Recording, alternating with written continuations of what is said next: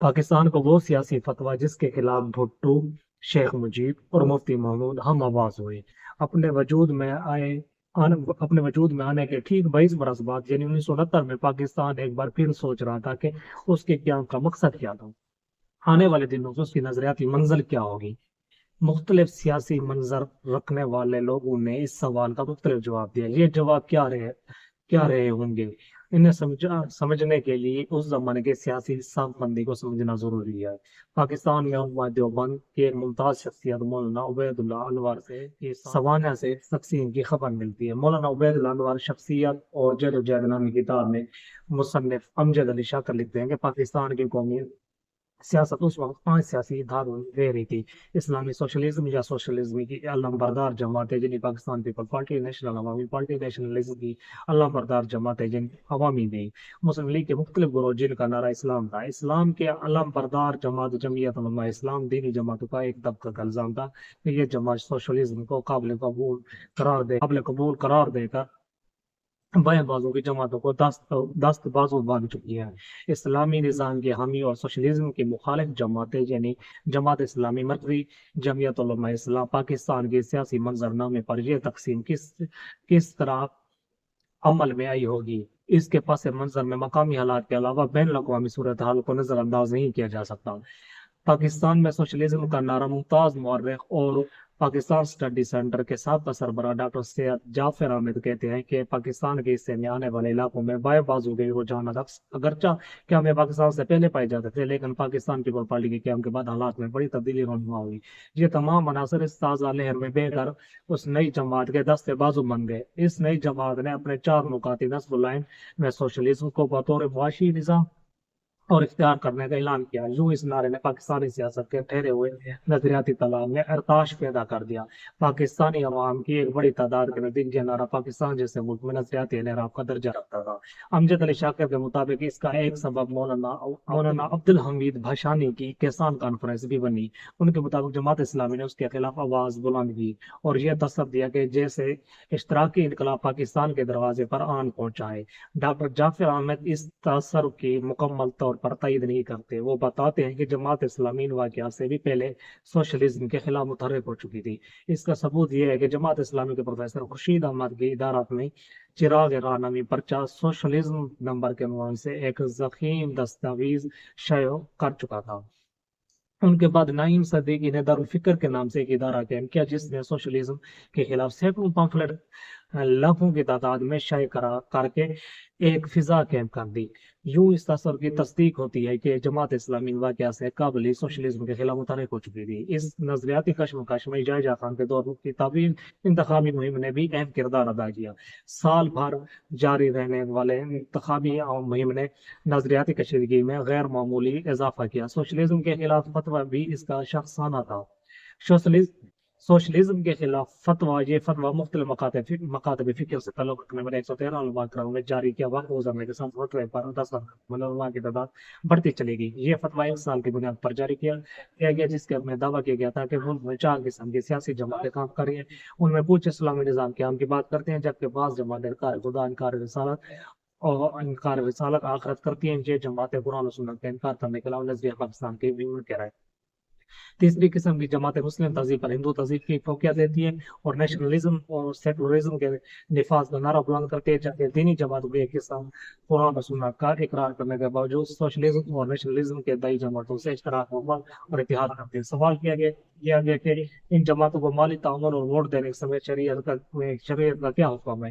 اس جامع سوال کے جواب میں فتوی کی ابتدا ان سطور سے ہوتی ہے: اس وقت اسلام اور پاکستان کے لیے سوشلزم سے بڑا کوئی خطرہ اور فتنہ نہیں ہے، ان کے خلاف جہاد ہر مسلمان پر بقدر طاقت فرض ہے۔ فتوی کے اگلے حصے میں بائیں بازو کی جماعت زیر بحث لے گئی ہے اور اس حصے میں کیا کہا گیا اور ان تیسری قسم اصل میں دوسری جماعتوں کی ہے جو یا تو کمیونزم اور سوشلزم کے عقیدہ قبول کر خدا کے وجود ہی کی منکر ہیں، یا قرآن تا قیامت واجب العمل قانون ہونے کے یا حدیث رسول کی حجت ہونے کا انکار کرتی ہے، یا انفرادی ملکیت کو مطلقاً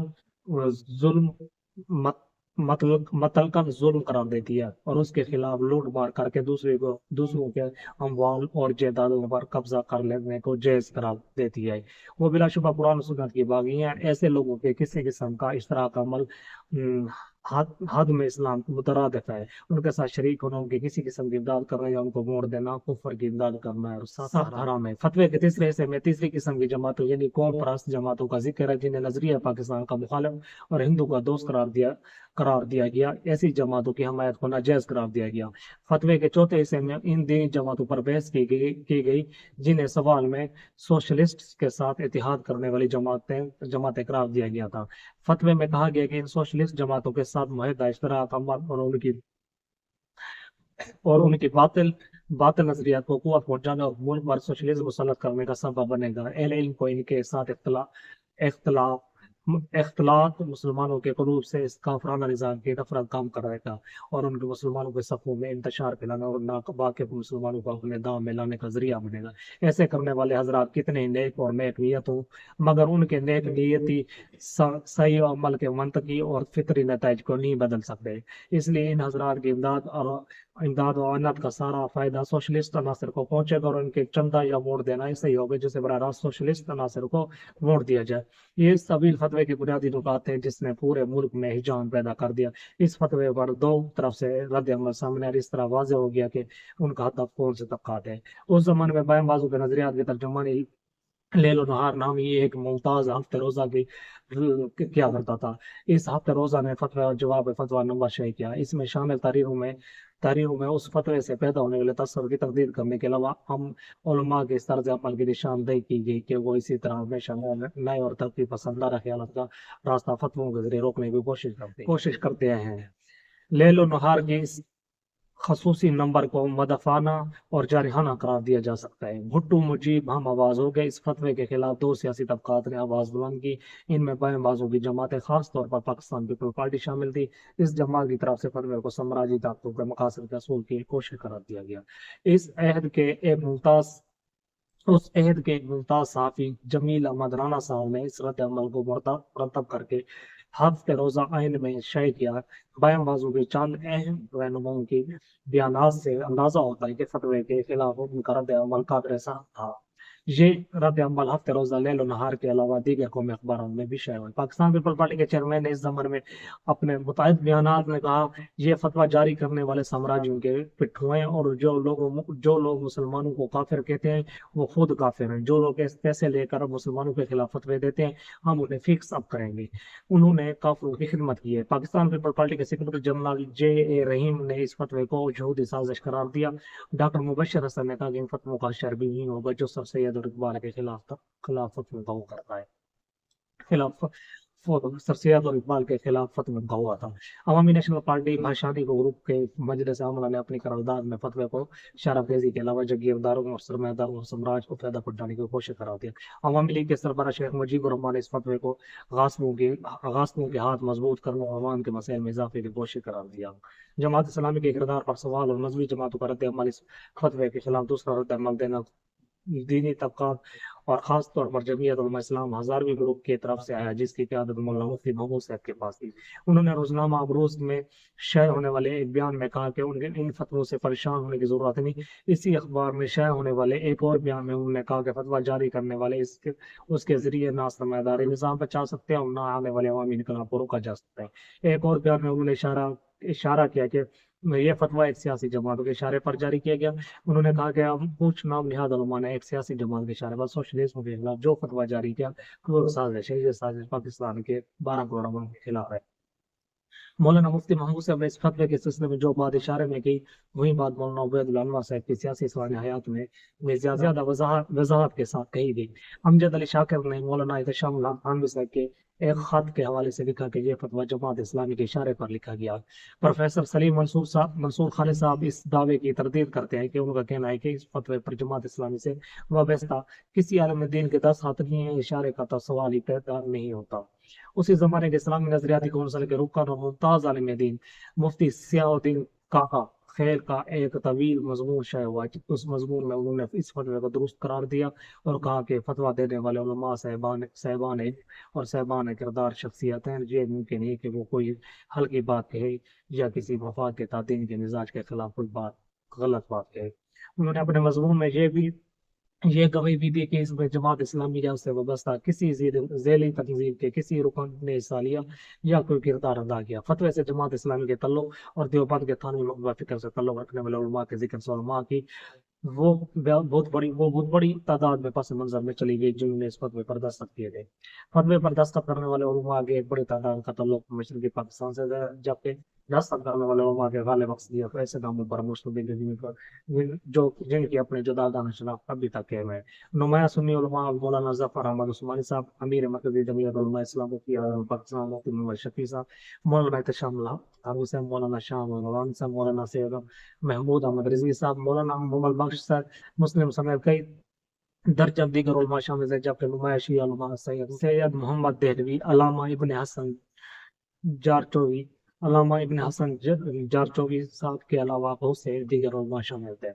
انتخابی نتائج کے اثرات اس میں کوئی شعبہ نہیں کیا۔ انتخابات سے قبل یہ فتویٰ ایک بڑے حجار کا باعث بنا، لیکن انتخابی کے مکمل ہونے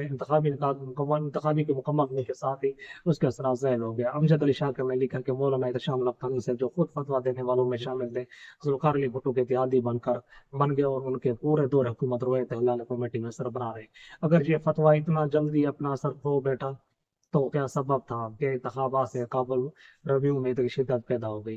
جمعیت علماء اسلام کے مرکزی مجلس عمومی کے رکن مولانا محمود الحسینی نے بتایا کہ اس کا باعث انتخابی گیما گیری اور سیاسی مفادات ہے۔ پاکستان پیپل پارٹی نے اگر روٹی کپڑا اور مکان کا نعرہ لگا تو جمعیت علماء اسلام کا نعرہ بھی اسی سے مماثلت رکھتا تھا۔ جمعیت کا نعرہ تھا زمین ہاری کی اور کارخانہ مزدور کا۔ اس کے علاوہ جمعیت کے بائیں بازو کا ایک معروف مزدور رہنما بشیر احمد بختیار سے اتحاد بھی ہو گیا تھا۔ یہ اتحاد بھی اسی فتوے کا باعث بنا۔